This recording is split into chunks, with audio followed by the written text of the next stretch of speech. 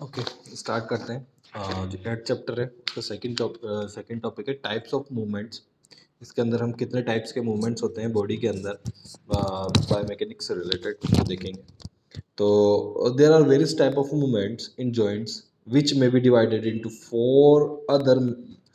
Four major kinds which is gliding, angular movement, circumduction and rotation. ठीक है, और इसके अलावा कुछ अलग मूवमेंट्स भी होते हैं, बट जो चार मेजर मूवमेंट्स होते हैं वो हैं ग्लाइडिंग, एंगुलर मूवमेंट्स, सर्कमडक्शन और रोटेशन। ठीक है, तो ग्लाइडिंग मूवमेंट्स क्या होते हैं वो देखेंगे। सबसे पहले first, gliding movements is the simplest kind of motion that can take place in a joint, one surface gliding or moving over another without any angular and rotatory movement। ठीक है, ऐसा ऐसे मूवमेंट जिसमें ना कोई रोटेशन दिखे, ना कोई एंगुलर मूवमेंट दिखे, है ना। इस तरीके के मूवमेंट्स होते हैं, बिल्कुल सिंपल मूवमेंट्स होंगे। हम चल रहे हैं, उठ रहे हैं, बैठ रहे हैं, ये सब जो मूवमेंट्स होते हैं वो ग्लाइडिंग मूवमेंट्स के अंदर आते हैं। It is very common to movable joints, but in most of the articulation of the carpus and tarsus it is only the motion permitted। ठीक है, तो सिंपल सी चीज़ है, जो हम सिंपल मूवमेंट्स देखते हैं वो ग्लाइडिंग मूवमेंट्स के अंदर आते हैं। सेकंड है angular movement. Angular movements occurs only between the long bones. कहाँ कहाँ होते हैं? जो लॉन्ग बोन्स होती हैं उनके बीच में होते हैं। By angular movement the angle between the two bones is increased और डिक्रीज। ठीक है, तो एंगुलर मूवमेंट में जो मूवमेंट होगा एंगुलर में, उसमें क्या होगा, या तो बोन के बीच का डिफरेंस जो है वो कम होगा या उन दोनों के बीच का डिफरेंस ज्यादा हो जाएगा। Okay, that's called angular movements. It may take place forward, backward, flexion, extension, adduction and abduction. कितने कितने कौन कौन से प्लेस हो गए? Adduction and abduction, oh sorry, forward आगे झुकना, बैकवर्ड पीछे की तरफ होना, flexion, extension, abduction and sorry adduction and abduction, इतने टाइप्स के एंगुलर मूवमेंट होते हैं। तो फर्स्ट हम देखेंगे इसके अंदर flexion, bending parts at joint so that the angle between them decrease and parts come closer together.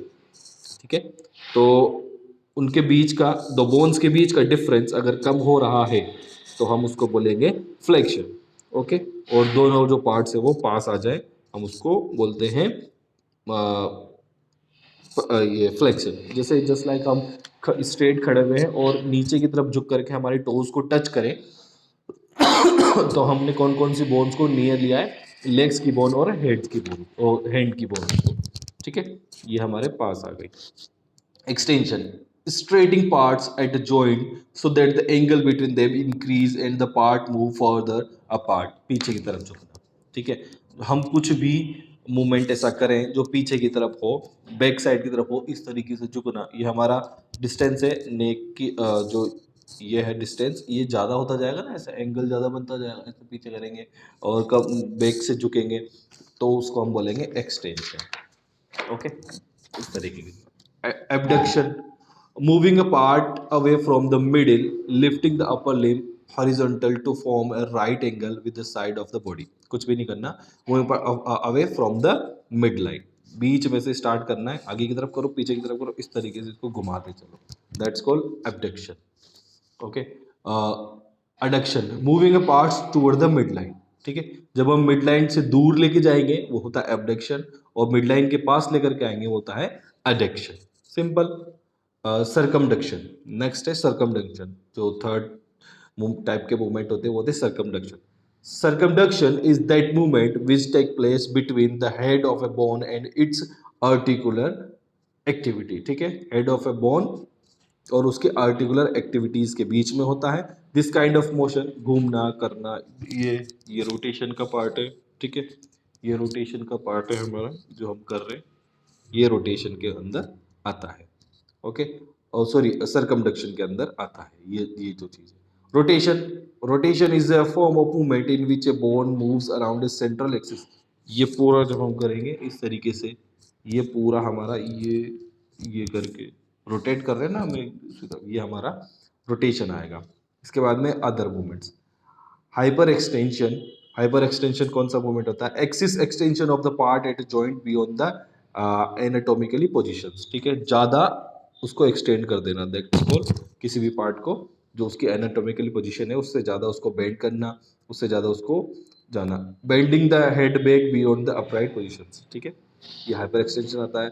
Door सिफ्लेक्शन, bending the foot at the ankle towards the chin, ठीक है, चिन की तरफ अपने एंकल को बेंड करते हुए लेकर के आना, अपने फुट को एंकल के थ्रू बेंड करते हुए लेके आना, that's called dorsiflexion, dorsiflexion.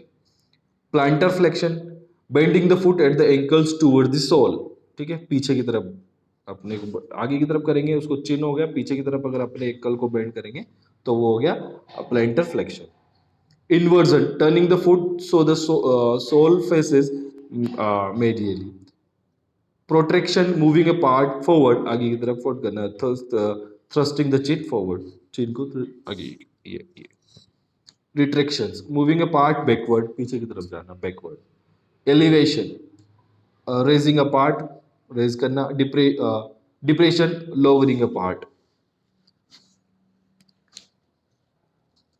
Supination, turning the hand so the palm is upward or facing anteriorly. Pronation, turning the hand so the palm is downward or facing posteriorly. Eversion, turning the foot so the sole face laterally. ठीक है, simple सी चीज है, इसके अंदर कुछ ऐसा है नहीं। अब जो नेक्स्ट है वो है हमारा Newton's law of motion and their application in sports. Newton's के लॉ जो हैं मोशंस के लिए वो कैसे हमारे स्पोर्ट्स में पार्ट करते हैं, कैसे उसमें आता है, ठीक है। तो न्यूटन्स के 3 लॉज थे, है ना। The 3 laws of motions were formulated by Newton, these are described, कौन कौन से रूल्स थे। फॉर लॉ ऑफ इनर्शिया, तो लॉ ऑफ इनर्शिया क्या था वो देखिएगा, it is the first law of motion. According to this law a body at rest will remain at rest and a body in motion will remain in motion at the same speed and in the same direction unless act on by an external force. Simple सा criteria है law of inertia का कि अगर आपकी body rest में है तो rest में रहेगी पूरी, अगर body a body at rest will remain at rest and a body in motion, sorry, body in rest, तो वो भी मोशन में रहे, पूरी बॉडी रेस्ट में है तो रेस्ट में रहेगी और अगर चल रही है मोशन में है तो मोशन में रहेगी। There are a great number of example in this law in the field of sports and games such as starting in rowing, starting on Roman rings, starting in sprinting, starting in throwing the hammer, ठीक है। इस तरीके के जो examples है, hammer को throw करना, wrestling के अंदर raising a point in wrestlers, ठीक है। Basically if an object is in motion, it remains in motion unless something or some external forces stop it, ठीक है। तो ये जब तक चलता रहता है जब तक कि कोई एक्सटर्नल फोर्स इसको स्टॉप ना कर ले। Law of acceleration, law of acceleration क्या होता है, it is the second law of motion. According to this law, a change in the acceleration of an object is directly proportional to the force producing it and inversely proportional of its mass, ठीक है। तो क्या है, if two unequal forces are applied to objects of equal mass the object that has greater force applied will move faster, ठीक है। तो क्या है, कुछ नहीं है। तो सेकंड लॉ ऑफ मोशन जो वो है वो कहता है a change in the acceleration, कैसे चेंज होगा, of an object is directly proportional, जो ऑब्जेक्ट है वो डायरेक्टली प्रोपोर्शनल हो to the force producing and its inversely proportional to its mass, ठीक है। उसके अगेंस्ट कुछ फोर्स लगाया जाए तो उसको हम बोलते हैं लॉ ऑफ एक्सेलरेशन, उसको फोर्स लगा करके एक्सेलरेट किया जाए, ठीक है। हम चल रहे हैं, लॉ ऑफ इनर्शिया इनिशिएट कर दिया हमने, एक्सेलरेट करना, उसको धक्का लगाना किसी भी चीज को, ठीक है, that's called law of acceleration. Law of reaction, law of reaction क्या कहता है, for every action there is always an equal and opposite reaction. Obvious बात है कि अगर कुछ एक्शन कर रहे हो तो उसके ऑपोजिट कोई रिएक्शन जरूर होता है।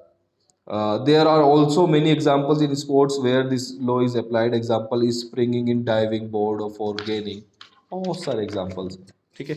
जस्ट लाइक आपने शूटिंग के अंदर देखा होगा कि जब आप शूट करते हो तो पीछे की तरफ वो आएगा, ठीक है, आपकी जो पिस्टल है वो पीछे की तरफ आती है, तो ये हमारा लॉ ऑफ रिएक्शन होता है। कौन कौन से एग्जाम्पल्स है वो देखेगा, swimming, a swimmer pushes the water backward, the water pushes the swimmer forward, ठीक है। तो जो वो स्विमर है वो क्या कर रहा है, वाटर को बैकवर्ड कर रहा है तो वो एक्शन हो गया। और अगर उस एक्शन के थ्रू क्या करता है, वाटर जो है वो रिएक्ट करता है और उसको आगे की तरफ पुश करता है, उसको हम बोलते हैं रिएक्शन। वॉकिंग, सेकंड है वॉकिंग। व्हेन अ पर्सन वॉक्स ही और she presses the ground in the backward direction by his और हर फीट। ठीक है, वॉक जब आप करते हो तो आप बैकवर्ड पोजीशन में आप अपने फीट को रखते हो, बट क्या है जो ग्राउंड है वो आपको आगे की तरफ फोर्स करता जाता है। ठीक है, शूटिंग, व्हेन अ गन और pistil is fired the bullet moves forward, the gun और पिस्टल जर्क्स बैकवर्ड। ठीक है, तो जो बुलेट है वो तो आगे की तरफ चली जाएगी और पिस्टल जो है वो थोड़ा सा जर्क करती है पीछे की तरफ। Dribbling in basketball, when a basketball player dribbles, he or she exerts force on the ball and the ball is struck on the floor with a force। ठीक है, ये एक्शन है।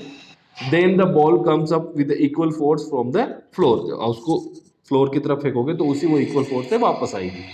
ठीक है, ये हमारा कौन सा है एक्शन, जो रिएक्शन है उसके अगेंस्ट रिएक्शन हो रहा है। High jump, high jumper can jump higher off a solid surface because it oppose his body with as much force as he or she is able to generate, in contrast to stand or any other unstable surface। ठीक है, अगर stable surface के ऊपर आप jump करोगे तो आपने jump किया तो वो जो प्लेन सरफेस है वो आपको ऊपर की तरफ पुश करेगी सेम फोर्स से, बिल्कुल सेम फोर्स से। ठीक है, और अगर आप अनस्टेबल सरफेस पे करोगे तो एक फोर्स अलग हो जाएगा, दूसरा फोर्स अलग हो जाएगा, इसलिए आप अच्छे से फोर्स अपने आप को नहीं कर पाओगे और आपका जंप जो है वो हाई नहीं हो पाएगा। ठीक है, जो आपके हाथ में स्टिक होती है ना जिससे आप हाई जंप लेते हो, ठीक है, तो उसको आप जमीन पे फोर्स करोगे, अच्छी सरफेस होनी चाहिए तब आप जाकर के ऊपर की तरफ आते हो, है ना। तो ये सिंपल से है लॉ ऑफ मोशंस जो आपको अप्लाई करने हैं। आज का हमारा जो चैप्टर था वो कंप्लीट हो गया, नेक्स्ट चैप्टर हम लोग कल पढ़ेंगे। चलिए बाय बाय।